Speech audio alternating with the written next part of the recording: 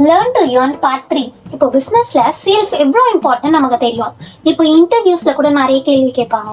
Sales pen கண்டிப்பாக ஒரு கேள்வி இருக்கும். நம்ம எப்படி பதில் சொல்லுவோம்? இது ரொம்ப லைட் வெயிட்டு, இது வந்து ப்ளூ பென் நல்லா ஸ்மூத்தராக எழுதும். இப்போ நீங்கள் எங்கேயாவது வெளியே போய் சிக்னேச்சர் போகணுன்னா இந்த பெண்ணை உதவும். அதுவும் இல்லாமல் இது ரொம்ப அஃபோர்டபுளும் கூட, ஜஸ்ட் 20 rupees அப்படி இப்படின்னு சொல்லி விற்கலாம். ஆனால் இன்னொரு மெத்தட் இருக்குது. இப்போது நீங்கள் அதுக்கு வெளியே இப்படி கேட்கலாம், உங்களுக்கு இந்த பெண்ணில் எழுதுகிற பழக்கம்லாம் இருக்கா அப்படின்னு.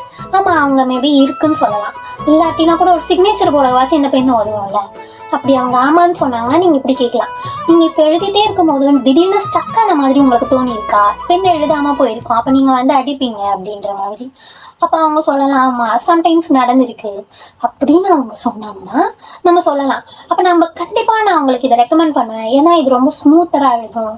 அதே மாதிரி இந்த பெண்ணில் எழுதணுன்னா அவ்வளோ திட்டாக தெரியாது, க்ளீன் அண்ட் நீட்டாக இருக்கும் அப்படின்ற மாதிரி சொல்லலாம். எப்பவுமே ஒரு ப்ராடக்டை வந்து நம்ம விற்கும் போது ஃபஸ்ட்டு அந்த ப்ராடக்ட் என்னன்னு சொல்லணும், நெக்ஸ்ட் அதோட பெனிஃபிட் என்னன்னு சொல்லணும், நெக்ஸ்ட் அதோட எமோஷனை ஷேர் பண்ணணும். இப்போ எப்படி சொல்கிறேன்னா, இப்போ ப்ராடக்ட் வந்து பென்னு, இந்த பெண்ணோட பெனிஃபிட் என்ன, இது ரொம்ப ஸ்மூத்தாக எழுதும். இதோட எமோஷன் என்னன்னு சொல்லுவீங்க. இப்போ நீங்கள் எங்கேயாவது வெளியே போய் எழுதும்போது உங்களுக்கு மர்க்காரெலாம் பண்ணாமல் சூப்பராக எழுதுவாங்க அப்படின்ற மாதிரி சொல்லலாம்.